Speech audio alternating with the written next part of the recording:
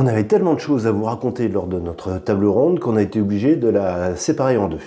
Alors cette deuxième partie, un petit peu plus orientée UI, on va vous parler de Maui encore, de Windows UI et également du Windows Community Toolkit. Alors saison 3, épisode 54, c'est parti!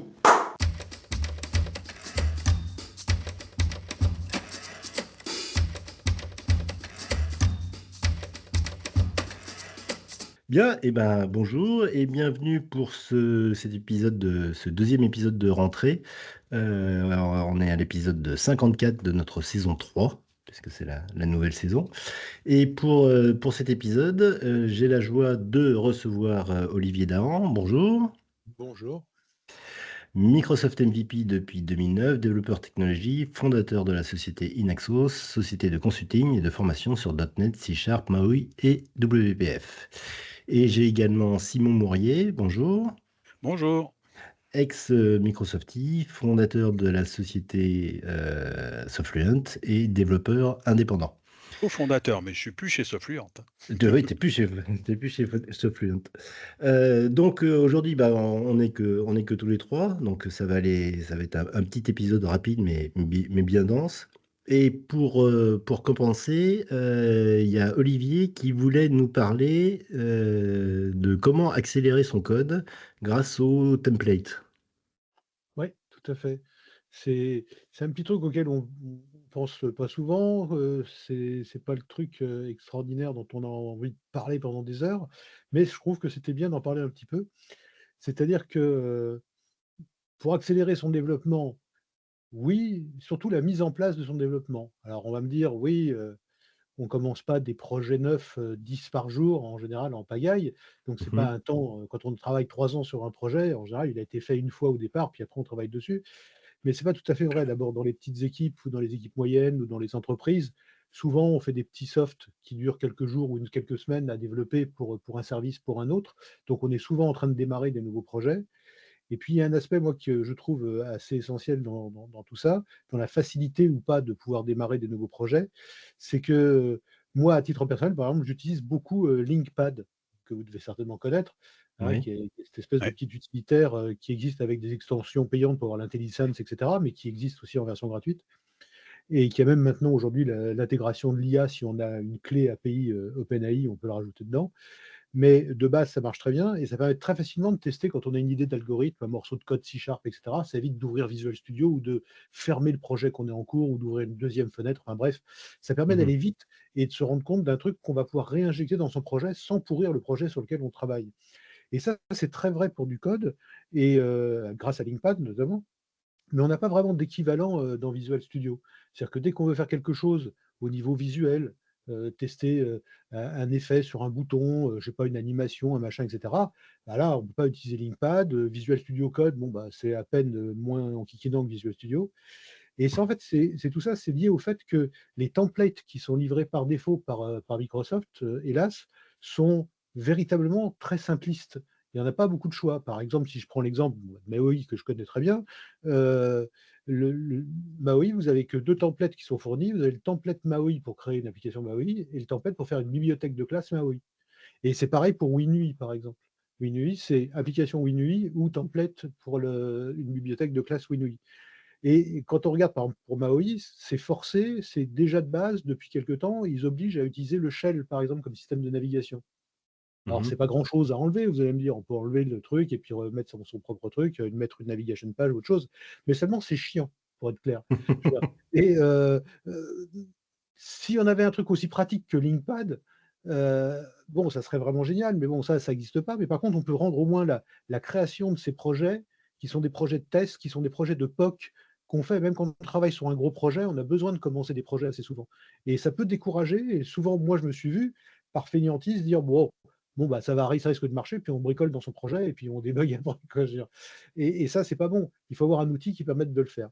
Alors, il existe en fait, le Visual Studio Store, dont vous avez déjà certainement, entendu parler, qui est accessible depuis Visual Studio, et qui vous permet d'installer notamment ce qu'on appelle des VSX, hein, je veux dire, des sortes de modules, supplémentaires qui s'installent et il y a plein de choses qui existent, ça vaut le coup d'être regardé parce qu'il y a pas que ça, il y a plein de choses intéressantes Et là, ce dont je voulais vous parler, c'était de ceux qu'on appelle les templates, en fait, qui s'appellent Template Studio.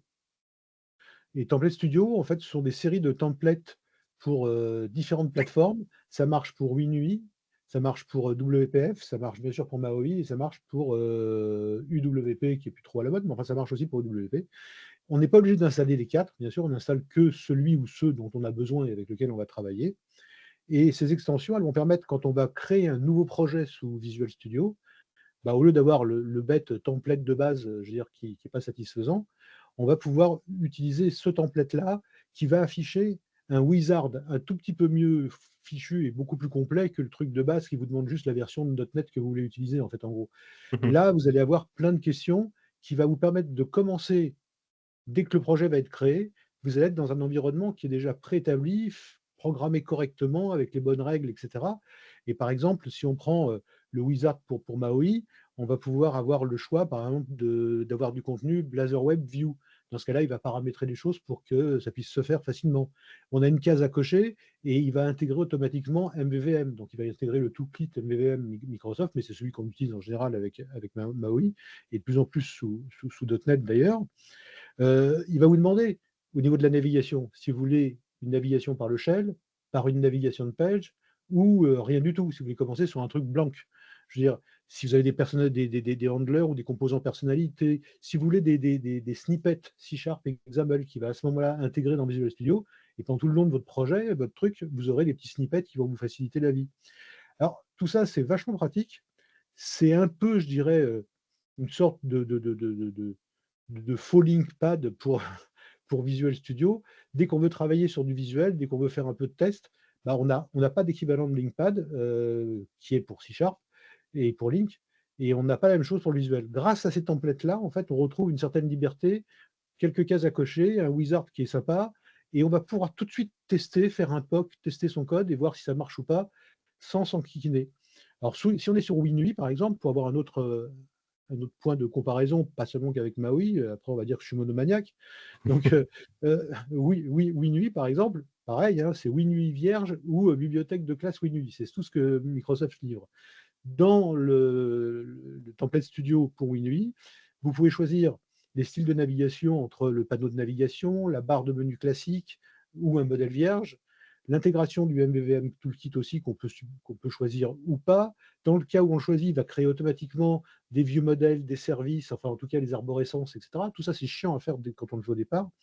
La sélection des pages et des modèles, donc vous allez pouvoir choisir comment vous voulez que les pages soient reliées, les vieux modèles soient reliés entre eux avec les pages, et puis des fonctions avancées de déploiement, par exemple comme le MSX packaging, ou de pouvoir gérer des options avec MS Test automatiquement. Et on a même des options qui permettent d'avoir le système de all-in-one quand il compile l'exé avec toutes ses dépendances en un seul et unique package, qui peut être pratique pour le distribuer. Donc, on a, pardon, on a tous ces avantages-là. On les retrouve bien sûr pour WPF, même si c'est un peu vieilli, mais il y a encore des gens qui font WPF. De WP Dont aussi, moi. principalement sur ces plateformes MAUI et WinUI qui sont un peu plus modernes, quoi, je veux dire. Et voilà. Donc c'était ce petit truc-là que je vais porter à la connaissance de tout le monde, parce que tout le monde ne connaît pas forcément d'abord le Visual Studio Store. Les gens ne vont pas forcément s'y balader. Il y a plein de choses intéressantes. Et ces histoires de templates qui permettent d'accélérer le développement et surtout le développement des POC, en général, qu'on hésite à venir salir son code de production pour tester une idée, quoi, je veux dire. Donc ça permet de simplifier tout ça et je trouve que c'était un truc sympa, ça valait le coup d'être dessus en ce début d'année scolaire où tout le monde prend des bonnes résolutions pour travailler vite et propre. Voilà. Mais c'est vrai que quand ils avaient lancé WinRT, il y avait ce genre de choses qui existaient, Ouais. il me semble, hein. Mais donc là, si je résume, dans Visual Studio, on va dans extensions et on fait Ouais. gérer les extensions. Et là, on peut, d'ailleurs, ils ont refait complètement le gestionnaire d'extensions avec les dernières versions de Visual Studio. Ouais. Et là, on tape Template Studio fort, et puis c'est Et là où puis on après, a. Template Studio MAUI, si on veut directement aller sur celui de MAUI, Template Studio de WinUI, si on veut celui de WinUI, et on va tomber sur le V6 à installer, quoi. D'accord. Et donc, et ça, c'est maintenu par qui? C'est fait par qui? Alors, c'est maintenu depuis super longtemps. Je ne pourrais pas te dire sans bêtise de tête qui le maintient, mais ça existe vraiment depuis très longtemps, en fait, ces machins-là. et il y a des centaines de milliers, de millions de téléchargements. Et je sais que j'en ai déjà utilisé il y a déjà très longtemps et ça existe toujours et c'est toujours bien maintenu à jour parce que il y a toujours les dernières versions de C Sharp, les dernières options de Visual Studio, C Sharp, les dernières versions de C Sharp qui sont prises en compte. Donc c'est quelque chose qui, C'est ce qui est jusqu'à sur, maintenant, depuis des années, est c'est sur bien, GitHub aussi, c'est ça? C'est la même chose qui est sur GitHub, je pense. je pense qu'on doit les retrouver sur GitHub, oui. Ouais, ouais, parce que si c'est ça, enfin c'est sous la branche Microsoft, quoi. Donc je pense que ça doit être des gens de Microsoft et des MVP, des choses comme ça, quoi. Oui, je Ouais. pense qu'il y a un Comme peu les de tout le monde, mais community c'est proche de toolkit et tout Microsoft. ça, je pense. C'est des très proches, ouais, c'est ça. Ouais, ouais. Ouais, ouais, là, je regarde, là, justement, je suis dans Visual Studio, là, et effectivement, c'est une extension officielle de Ouais, c'est Microsoft. officiel, c'est ça, hein, c'est bien ça, ouais. Ouais, ouais. Je ne voulais pas m'avancer parce que je ne me rappelais plus exactement, mais oui, oui. C'est un truc très sérieux en tout cas. Ouais, donc ça permet effectivement de lancer rapidement une petite interface et puis après de Et dans les Ouais, puis dernières d'avoir versions d'autres d'ailleurs, options, quoi, on a ouais. vraiment beaucoup d'options de configuration, hein. Faut prendre le ouais, temps de lire parce qu'on a plein de choses, mais ça permet, une fois qu'on a coché les bonnes cases, je veux dire d'aller tout de suite au vif du sujet, quoi. d'accord. OK, super. Bien, ah bah, justement, puisqu'on est dans les interfaces, Simon, toi, tu voulais nous parler de WinUI. Oui, bah, c'est un petit update pour la rentrée, effectivement. Donc, je rappelle alors WinUI, effectivement, il peut être utilisé dans MAUI. Bon, je vais pas en parler parce que, heu, il y a des spécialistes, mais mais heu, mais effectivement, c'est quelque chose qui est indépendant de MAUI, évidemment. Ça vient de c'est chapeauté par un package qui s'appelle le WinApp SDK. Donc, c'est un SDK proposé par Microsoft qui contient d'autres choses que WinUI 3. Par exemple, je crois que la WebView 2 fait partie du WinApp SDK, il y a un certain nombre de choses qui en font partie, dont WinUI 3. Donc WinUI 3, en gros, c'est un peu la suite de UWP. Il ne faut pas confondre avec WinUI 2, c'est-à-dire que c'est assez différent. Par contre, ça vient du même source au départ, c'est-à-dire que Microsoft a pris UWP et puis ils l'ont modifié euh, pour l'intégrer justement dans ce WinApp SDK et pour l'ouvrir un peu plus que UWP, puisque il n'y a pas la notion de sandbox et de choses comme ça qu'on en avait dans UWP. Mmh. Et j'en profite pour dire d'ailleurs que c'est open source, c'est-à-dire que la DLL principale, et d'autres qui s'appelle Microsoft UI.xaml, elle est open source par Microsoft, donc elle est sur le projet GitHub. Donc c'est un gros, gros projet, avec beaucoup de vrais morceaux de C++ dedans. Ouais, C'est pas un projet participatif, c'est-à-dire qu'ils ont clairement dit que c'était pas la peine de faire des pull requests ou des trucs comme ça. C'est-à-dire que je pense que chez Microsoft, c'est hébergé en interne et puis après c'est poussé sur GitHub. Mais quand même, pour comprendre un peu comment c'est fait, des fois quand on a des problèmes, on se pose des questions. ouais, C'est quand même très intéressant. Voilà. ouais, pour voir le code source, Ouais, et c'est puis intéressant. pour le coup, c'est un gros projet, C++ WinRT, orienté UI, etc. Donc il y a pas mal de choses, c'est assez intéressant.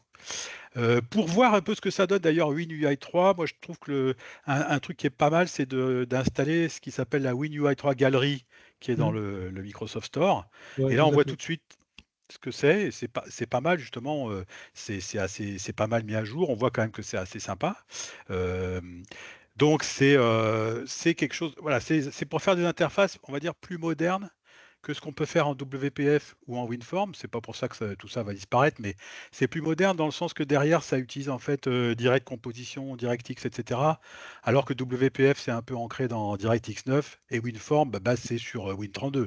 C'est-à-dire Mmh. WinForm, c'est basé sur les fenêtres Windows, etc. Alors tout ça marche encore très bien, mais disons que c'est plus moderne, c'est ce qui permet de faire, par exemple, des dégradés, des brosses spéciales transparentes, des choses comme ça, des animations de manière beaucoup plus simple que ce qu'on pouvait faire en WinForm. En WinForm, c'est assez compliqué quand même. Et puis voilà. Et puis c'est un peu quand même Microsoft, mais même si c'est un projet, ça fait à peu près 3 4 ans que c'est démarré. Bon, au début, ça allait pas très, très vite, mais malgré tout, ça avance. C'est-à-dire que régulièrement, ça avance et il y a de plus en plus de choses qui sont dedans. Donc c'est quand même quelque chose, moi, je pense, quand on développe des UI, desktop sur, Windows, qu'il faut connaître. Sachant que je rappelle que à la différence des WinForm et de WPF, on peut faire du C++, voire d'autres langages dessus. Donc ça, c'est quand même quelque chose d'assez important. Mmh. Et donc c'était la version 5 et puis, ça tombe bien puisque hier, soir ou ce matin, on est passé à la version 1.6. C'était la version 1.5, on est passé à la version 1.6. Il y a quelque chose qui est intéressant, moi je trouve qui est très intéressant dedans, c'est on a dedans le support partiel, mais quand même pas mal de native AOT, dont j'avais déjà parlé dans un précédent dev, que moi je trouve super intéressant, qu'on va probablement avoir pratiquement complet aussi dans WinForm et WPF avec .NET 9. Ça permet donc, je rappelle, Native AOT d'avoir, de compiler finalement dans un code natif, donc qui n'est plus du .NET, et qui, on va gagner au démarrage, ça va aller plus vite au démarrage, ça va consommer même moins de mémoire, et un intérêt aussi qui est loin d'être nul à mon avis, c'est qu'on peut ne shipper du coup qu'un binaire pratiquement. Ça dépend des applications évidemment, mais si on prend même quelque chose d'assez compliqué, on peut shipper un seul binaire et ce binaire peut se suffire à lui-même. Donc Mhm. ça, c'est assez intéressant et ça répond quelque part à certaines problématiques de packaging et de déploiement qui sont là, effectivement, qui n'étaient pas évidemment avec UWP, c'était un peu particulier, mais on l'a aussi avec WinUI 3 jusqu'à présent. Et puis on peut l'avoir avec du .NET Core parce qu'on a 300 DLL à se trimballer, quoi. Intégré. Donc, Ouais. donc là, justement, ça permet de faire ça. Alors il y a des contraintes. On ne peut pas forcément prendre un code existant et le compiler. Ça ne marche pas comme ça, il y a quand même du travail des fois à faire. Mais c'est quand même quelque chose voilà, très intéressant, moi je trouve, en tout cas à connaître, quoi. Voilà, donc dans cette, donc dans ce nouveau, comment dire, avec les dernières versions de Visual Studio, est apparu un nouveau workload. C'est-à-dire que les workloads, c'est je développe en C++, je développe en .NET, je fais de l'Azure, je fais du cloud. Et maintenant, Mhm. il y a un nouveau bloc complet qui s'appelle Windows Application Development, qui donc contient WinApp SDK, WinUI, etc. Et donc, ils ont supprimé le workload Universal Windows Platform Development. Ça fait, je sais pas, un mois, un truc comme ça. Donc ça, c'est important, ça donne une indication aussi sur où est-ce qu'on va, hein, quand même. Ouais, ouais, Oui, ouais. oui, ça fait Donc sens, voilà. hein. D'ailleurs, même Donc, dans Maui, quand on s'accompile depuis un certain temps, l'option Windows n'existe plus, même dans les idiomes, dans les on-platform, etc. Maintenant, c'est WinUI qu'il faut utiliser, hein, et c'est ça qui génère, en fait. et qu'est-ce qu'il faisait en Windows alors du coup? Avant, ils faisaient de l'UWP. Ah, c'est ça, il faisait du WP, d'accord. Et même pour tester, dans les trucs conditionnels, quand tu veux tester pour une plateforme donnée, on avait Android, iOS, etc. Et c'était Windows Ouais. pour développer les Windows. Aujourd'hui, le truc, en plus, qui est une string, donc il ne faut pas se tromper, je veux dire, c'est WinUI qui permet de tester si tu développes sur Windows ou pas. Moi, j'ai déjà essayé effectivement et c'est assez pratique. Enfin voilà, donc WinUI, je pense que voilà, parce que je C'est sais, l'avenir, il oui. y a pas mal de gens qui se plaignent pour plein de sujets parce que il n'y a pas tout à fait encore ce qu'on avait dans UWP. Par exemple, on n'a pas les inks, pouvoir faire des dessins sur une tablette ou des choses comme ça. Mhm. Les éléments, les contrôles qui permettent de faire ça, par exemple, ils ne sont pas disponibles en WinUI alors qu'ils étaient disponibles en UWP. Donc il y a des petites choses comme ça qui ne sont pas un pour un, mais bon, ça avance quand même pas mal. Il y a aussi un nouveau type de projet, MS Test, spécial WinUI 3. Donc, qui permet de tester par exemple les classes library. Si on fait des classes library WinUI 3, on peut les tester en MS Test. Avant, c'était un vaguement possible, mais c'était un peu le bazar. C'est compliqué, Maintenant, ouais. c'est vraiment tout neuf, tout propre. Donc voilà, c'est pareil, ça donne aussi une bonne vision. Et puis dans cette nouvelle version, alors il n'y a pas de grande nouveauté à part Native AOT, que moi je considère quand même une assez grande nouveauté. Il y a par contre une amélioration de tous les contrôles qu'on a déjà, les widgets, les trucs comme ça, tout ça, et voilà, ils n'arrêtent pas d'en rajouter. Ce qui est assez bien fait dans l'application WinUI 3 Gallery, c'est que toutes les nouveautés sont marquées d'un point bleu, ce qui fait que c'est pas mal parce qu'on peut assez vite voir ce qui a été rajouté, ce qui a été modifié, ce qui a été même corrigé, parce qu'il y a aussi des bugs, hein, donc voilà, voilà, c'est WinUI. Moi, je pense il faut y aller. Oui. Ah oui, il est temps, hein. D'ailleurs, pour Ouais. rappel, ceux qui suivent le podcast, j'avais parlé de la sortie de WinUI 3 dans un podcast d'avril 2023. Donc, les gars, Ouais. il est temps de vous y mettre. Ah ouais, c'est clair. Oui, mais je sais que les gens se plaignent pas mal par rapport à WinForm et tout ça, parce que c'est Ouais, peut-être un c'est peu plus vieillerie. compliqué, c'est peut-être un peu différent, Ouais, ou bon. même WPF qui ont des avantages certains, Mais voilà, si on veut faire des chouettes applis Windows, faut vraiment aller là-dessus. En tout cas, essayer d'y aller, puis vraiment voir Oui, surtout que quels dès sont qu'on les problèmes connaît qu'on C# a. ou XAML, bon, c'est pas si différent, c'est pas si Ouais, monstrueux. exactement, absolument, Ouais, absolument. c'est encore une On énième peut, version de XAML, quoi. Ouais, c'est Oh, ça. bah, oui, mais c'est assez Oui. voisin quand même. Effectivement, c'est Ouais, un peu enfin, c'est très voisin du UWP, mais ça reste les principes sont quand même les mêmes, hein. C'est-à-dire qu'effectivement, c'est pas un XAML, il est pas compatible. Mais l'idée quand même, si tu fais du WP, il y a des trucs que tu sais. D'ailleurs, il y a des gens qui se font avoir parce que des fois, ils copient-collent du code du WP, pardon, Mmh. WPF, du code WPF, et Ouais, puis ouais. ça marche pas en WinUI 3. Bon, c'est normal. Mais disons que les principes sont quand même très, très, très voisins. Et mmh, d'ailleurs, tu peux aussi utiliser, tu peux tout à fait utiliser des DLL pour WinForm en WinUI 3 en fait, hein. Tu peux pas l'utiliser directement dans le projet, mais tu peux faire des librairies, des classes librairies avec du WinForm dedans et les utiliser dans ton projet WinUI 3. Technologiquement, ça marche en fait, hein, il n'y a pas de problème. Ouais. Par d'accord. exemple, les gens font ça pour le file picker qui est en fait est assez limité. Par exemple, il marche pas si tu tournes un admin ou des trucs comme ça parce que ça vient du WP ou tu étais dans la sandbox. Bah, le file picker, en fait, tu peux reprendre celui qui est en WinForm. En fait, tu n'as pas besoin de faire de l'interop ou des choses comme ça pour avoir le file picker et pour choisir des fichiers, pour que l'utilisateur puisse choisir des fichiers, quoi. D'accord. Et au niveau des éditeurs tiers, je pense à Telerik, ou Infragistic ou DevExpress, ils développent également Ouais, ouais, ouais. Ouais, ouais. c'est aussi bien Ouais, ouais, développé ouais. que pour, Alors aussi bien, écoute, ça fait un certain temps que je n'ai pas regardé, ouais, mais donc je saurais pas te dire exactement. Mais j'ai pas trop de doutes sur le fait que, de toute façon, en général, la façon dont ils travaillent, ces gens-là, c'est qu'ils ont des trucs communs.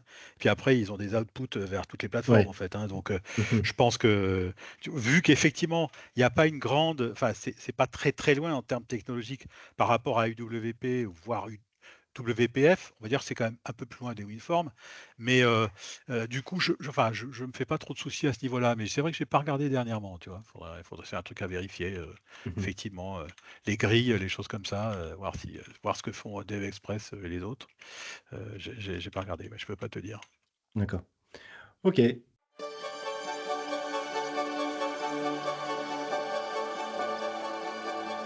devdevdev.net.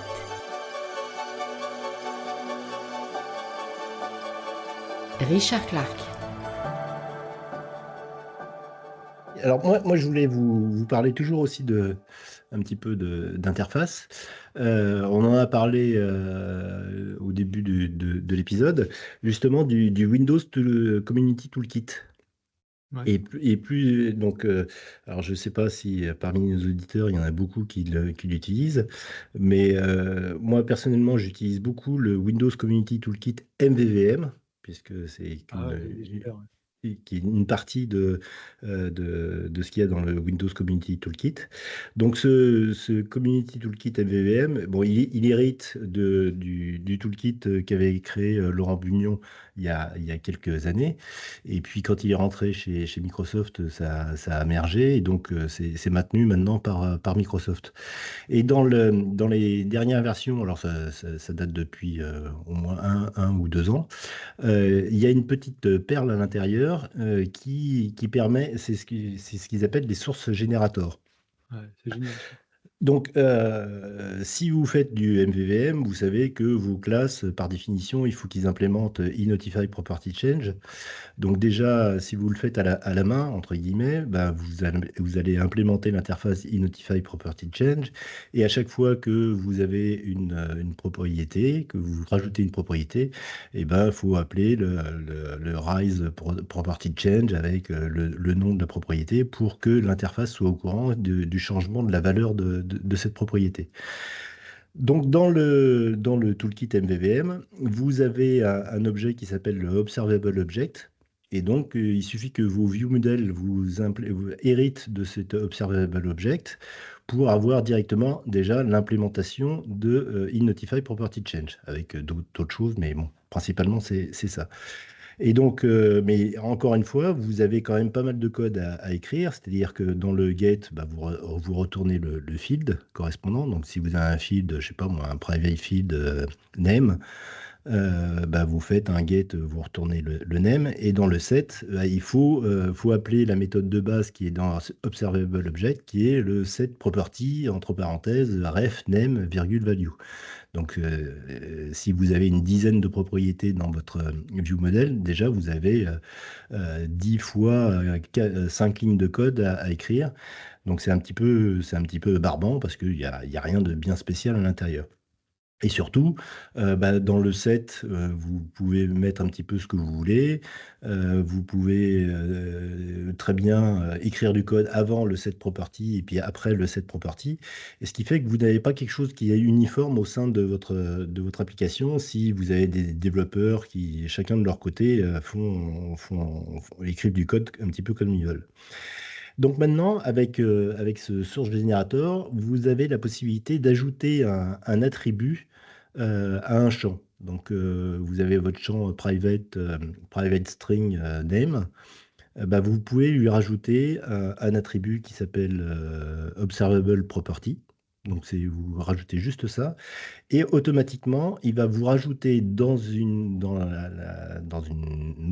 un autre fichier tout le code qui va bien. Donc, avec le get et le set et l'appel des properties, l'appel du set property, mais également l'appel de méthodes partielles qui sont déclenchées avant le changement de l'affectation de la nouvelle valeur et après l'affectation de la nouvelle valeur. Donc, votre classe, il faut qu'elle soit partielle. Et donc, vous faites uniquement vous ajoutez uniquement votre observable object, votre private string name, et après, vous pouvez avoir tout ce que vous voulez au niveau de votre interface. Oui. Juste pour petite précision, parce que ça pourrait faire peur aux gens, tu disais qu'il fallait hériter en fait de observable object, ce qui n'est pas faux. On peut le faire comme ça, mais on sait très bien, ils ont eu cette bonne idée, que souvent nos objets, ils ont leur propre système d'héritage interne et que ça serait très enquiquinant d'être obligé d'hériter d'observable object. Dans ce cas-là, en fait, on peut tout simplement placer la balise, l'attribut observable object devant le nom de sa classe, Oui. et elle reste à hériter d'autres choses, mais elle va supporter quand même le code généré, et donc ça, c'est très important. Voilà, juste parce que c'est effectivement quelque chose qui peut gêner les gens. Ouais. Donc, c'est cette première chose, le observable property. Donc, c'était ce premier attribut. Vous avez également un autre attribut qui est relay command. Donc, quand vous voulez créer une commande au sein de votre interface, il faut déclarer, c'est assez compliqué, c'est assez compliqué. Il y a quelques lignes de code pour déclarer votre commande. Là, vous déclarez uniquement une méthode et vous lui rajoutez l'attribut relay command et automatiquement, il va vous créer la commande correspondante. Donc, vous pouvez très bien écrire private void save, et il va vous créer la méthode save command. Ça marche également avec les méthodes asynchrones, c'est-à-dire que vous pouvez très bien créer une private async task save async, et il va vous créer automatiquement votre méthode save command, et non pas save async command. Et il est assez intelligent pour voir que vous avez rajouté le async derrière, quoi. Parmi les autres attributs, vous pouvez rajouter également un attribut à une propriété. C'est relié avec les commandes, qui est, alors le nom exact, c'est notify can execute change for, et le nom de la commande. C'est-à-dire que quand vous changez la valeur d'une propriété, vous pouvez dire à une commande, attention, celle-là, il faut que vous réévaluez pour voir si elle peut toujours s'exécuter. Donc voilà, c'était juste pour... en gros, c'est à peu près tout. Après, il y a des petites finesses avec notamment les cancellation tokens et ce genre de choses. Mais c'est juste pour dire que c'était vraiment, à mon avis, dès qu'on fait du MVVM, c'est la librairie à utiliser. Ouais, voilà. Alors j'en profite pour dire que justement, depuis août, la version du Community Toolkit 8.3, elle prend en charge le WinApp SDK 1.6, WinUI 3 et le Native AOT, justement. Oui. D'ailleurs, Donc il y a, il y a- ce qui montre Oui. qu'ils le mettent bien à jour. Enfin, ils sont Oui, à oui. fond dessus, quoi. ouais. Et dans le template, on a le choix, effectivement, dans ceux dont je parlais, on a le choix de pouvoir intégrer MVVM tout de suite. Ouais, ouais, je crois que justement pour WinUI, il y a le property, enfin le name, quand la propriété changing qui n'existe pas ou un truc comme ça, je sais Ah plus. oui, ah Ouais, oui, je c'est crois possible. Ouais. et donc c'est une petite finesse qu'ils ont dû mettre en place pour WinUI. Par rapport à ta question, juste sur tu sais, les fournisseurs de composants tiers, Ouais, alors ils en ont, hein, des composants WinUI 3. Ils en ont un peu moins, mais c'est peut-être aussi parce qu'il y a peut-être moins besoin sur certains sujets. Mais ils en ont, voilà, ils en ont tous à peu près une trentaine avec des data grid, des ouais, schedulers. Il y a du Syncfusion aussi qu'on a. Ouais. Mais ils ouais, en ont moins que si tu regardes le compte bête, il y en a moins Mm. que sur WPF et WinForm. Mais je ouais. suis pas sûr que ça veut dire qu'il y en a pas. Non, et puis l'histoire de WPF, elle date quand même d'il y a 30 ans, quoi. Donc il y a eu le Ouais. temps de rajouter des choses. Peut-être pas 30 ans, mais Ouais, Non, 20, ouais. ouais, 20 sans problème. ouais. Ok, bah écoutez, merci pour ce petit épisode très orienté UI. D'ailleurs, dans l'épisode précédent, on avait le retour d'expérience de Christophe Momer sur WinUI, pas sur WinUI, sur Maui. Et il en a dit du bien. Donc, c'est t'es bien. rassuré, Olivier. C'est bien. Ouais, très bien. Ok, bah merci beaucoup. Et puis bah, à la prochaine. À Ciao la tout le prochaine. monde. À la prochaine.